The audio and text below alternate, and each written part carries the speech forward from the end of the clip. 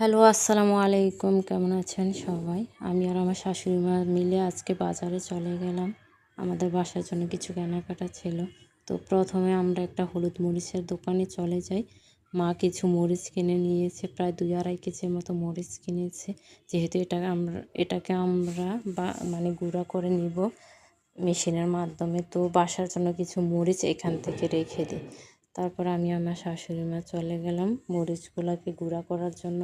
আসলে এইভাবে মরিচগুলা গুঁড়া করলে অর্গানিকভাবে মরিচের গুঁড়াটা পাওয়া যায়। তো আমরা দোকানে চলে এসেছি। এখন দোকানদারকে আমরা মরিচগুলো দিয়েছি, উনি মরিচগুলো নিয়ে মেশিনের ভিতরে দিয়ে দিলেন। তারপর খুব সুন্দরভাবে মরিচগুলা গুঁড়া হয়ে খুব সুন্দরভাবে মানে ব্লেন্ড হয়ে মরিচগুলো প্যাকেটের ভিতরে চলে আসছে। দেখেন খুব সুন্দরভাবে, আসলে এইভাবে করলে খুব অর্গানিকভাবে, কোনো ভেজাল নাই এই মরিচের গুঁড়াটাতে। তারপর উনি ওয়েটটা মেপে নিল, আসলে কতটুকু আসছে, 2 কেজির পরিমাণ আসছে। এরপর আমার শাশুড়ি মা ওনাকে টাকা দিয়ে আমরা চলে যাই একটা ফ্রুটসের দোকানে। গিয়ে দেখেন এই ফ্রুটসটা আসলে কে চিনেন কমেন্টস করে জানাবেন।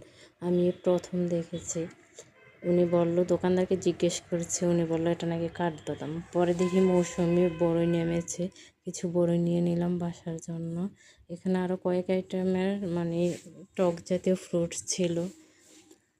তারপর আমরা চলে গেলাম কলার দোকানে, কিছু কলা নিয়ে নিলাম। কলা নেওয়ার পর আমরা একটা কনফেকশনারি দোকানে আসছি, এখান থেকে কয়েক আইটেমের বিস্কিট নিলাম। তারপর আপনার এই যে বাসার জন্য নুডলস নিয়েছি। তো আমাদের কেনাকাটা প্রায় শেষ। অবশ্যই ব্লগটা কেমন হয়েছে কমেন্টস করে জানাবেন, সাবস্ক্রাইব করতে ভুলবেন না।